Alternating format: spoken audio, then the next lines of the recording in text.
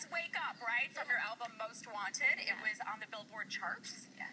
#1. Long time ago. Right? 2005. Yes.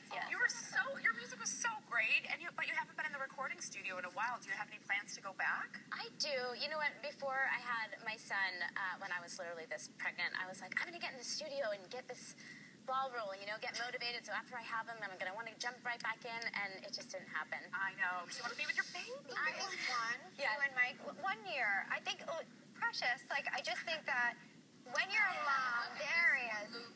What do you think is the most shocking thing you've learned about yourself? Because I think motherhood really puts a mirror to you. Oh, yeah. I mean, I think the confidence that I have gotten since having him, and the intuition that just kicks in is such a proud thing, for a woman to feel. You know how to take care of this thing, and your instincts are the best, and it's just a really strong feeling. And then a superpower. And then how about all the stuff that it takes to take care of something this big? You're like, what just happened to my house? Everything, all the stuff I have to carry around. That was shocking too. Yeah, a lot of stuff. But a lot of celebrities are asked to sell pictures of their children to the tabloids, but you haven't done that. I didn't do that, no. We've done it in the past for, our wedding, because it's a lot of money, and charities, there's so many places where that can be helpful, and I think we just felt like starting out his life that way wasn't, right. We didn't want to do it. And people take pictures of us all the time, and I Instagram pictures of him. It was just maybe not the first thing we wanted to happen. Well, it's so funny. Whoopi said to me one time, she said, we chose this life. Our children did not. I know, and we struggle with that. We're like, how is this fair to him every day once he's old enough to know what's going on? It's really not fair. It's not. Yeah. It's not. You've been in acting since you were 10, right? Yes. So you've been in the business. No. And you kind of grew up with Amanda Bynes and Lindsay Lohan, but the paths have ended somewhat differently to this point. I mean, how have you managed to stay so good, and what do you think happened to the other girls? You know what? This is such a hard question for me that everyone asks, and I really don't know how to answer. There is definitely not a manual. This is how you go this way, and this is how you go that way. It's really, I think, the people you surround yourself with and what standard you hold yourself to. I always been really scared of my mom. What'd you say? I said I've always been really scared of my mom. I do think fear is the biggest key. It's true. And I don't know. That's my best answer.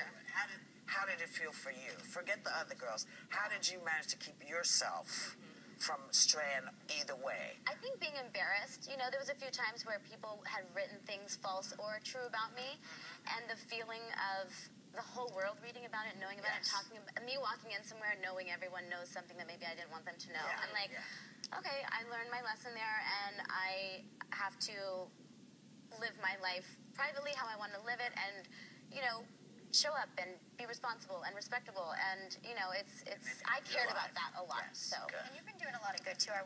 This is probably something you want everyone to know, right? You're working with Johnson's Baby Cares and Save the Children. Can you tell us about what you're doing? Yeah, well, it's so exciting because their campaign this year, Johnson's Baby, is all about supporting new moms and babies and giving them words of encouragement through this tender time, because me making it through my first year, I had so much support and so much encouragement, and it's so wonderful and so challenging at the same time. And so their campaign is to go onto their website and create care cards, and to a mother that you think could use a little encouragement.